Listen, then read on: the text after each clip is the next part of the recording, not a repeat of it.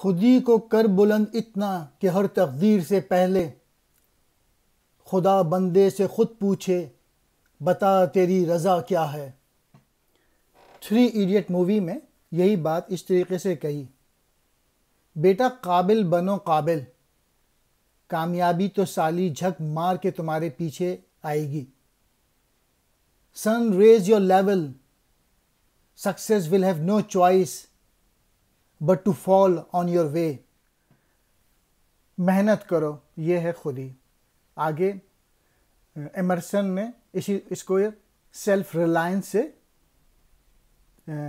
تشبیہ دی ہے کہ اپنے اوپر ریلائی کرو، یعنی بچہ جو ہے اس کو شروع سے بتاؤ کہ جوتے کی ڈوری کیسے باندھتے ہیں، شروع سے اس کو تربیت کرو کہ وہ اپنے اوپر بھروسہ کرے۔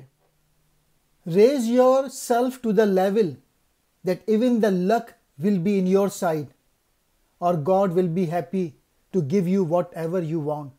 شارٹ کٹ نہ لو، محنت کرو، ایمانداری سے کام کرو، اپنے اوپر بھروسہ کرو، اپنی صلاحیتوں کو ڈیولپ کرو۔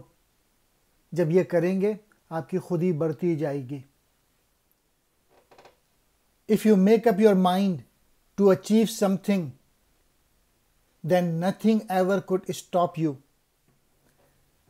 Raise yourself with hard work to such a level that even God himself asks what you desire.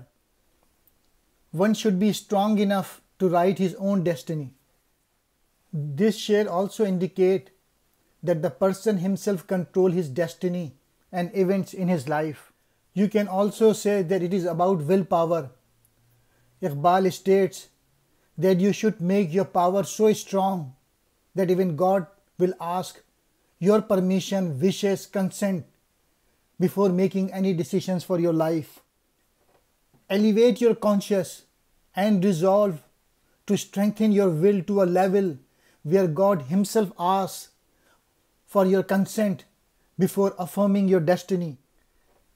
Excel yourself to such a level that before granting a fortune, God himself asks you, what do you want? اپنے اندر talent پیدا کرو، محنت کرو۔